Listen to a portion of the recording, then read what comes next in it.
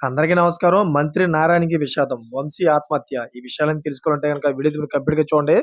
అప్పుడే మీకు complete information ఏంటో అర్థమవుతుంది. అదేవిధంగా చాలామంది వీడియో చూస్తున్నారు గానీ, లైక్ అని కామెంట్ చేయట్లేదు. దయచేసి లైక్ అని కామెంట్ చేయండి. లైక్ అని కామెంట్ చేయడం వల్ల ఈ విషయాలన్నీ కూడా మనం చాలా మందికి తెలియజేసిన వాళ్ళవుతాం. ఇంక లేట్ చేయకుండా మంత్రి నారాయణకి ఏ విధంగా విషాదం జరిగింది, వంశీ ఎందుకు ఆత్మహత్య చేసుకున్నాడో పూర్తి వివరాలు మనం తెలుసుకుందాం.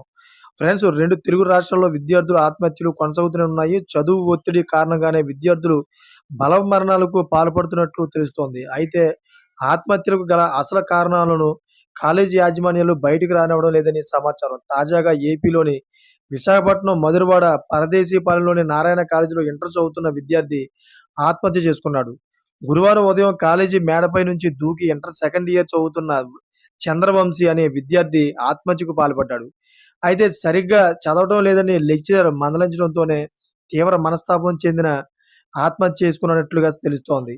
కాగా కాలేజీ పరిసరాల్లో ఎటువంటి అవాంఛనీయ ఘటనలు చోటు చేసుకోకుండా ఉండేందుకు భారీగా పోలీసులైతే మోహరించారు. అయితే ఈ విషయం మంత్రి నారాయణ వరకు చేరడంతో మంత్రి నారాయణ అక్కడ ఉన్నటువంటి సమాచారం మొత్తం తెలుసుకొని అసలు విద్యార్థికి ఏమైంది? ఎందుకు అలా చనిపోయాడో ఒకసారి మొత్తం సమాచారం నాకు కావాలని అక్కడ ఉన్నటువంటి కాలేజీ యాజమాన్యానికైతే ఆదేశాలు జారీ చేసినట్టు తెలుస్తోంది. చూసారు కదా! మీలో ఎవరైనా విద్యార్థి ఉంటే గనక దయచేసి వాళ్ళని ఎక్కువ ఒత్తిడి చేయకండి. ఇటువంటి ప్రమాదాలు వచ్చే అవకాశాలుంటాయి. Thank for watching friends.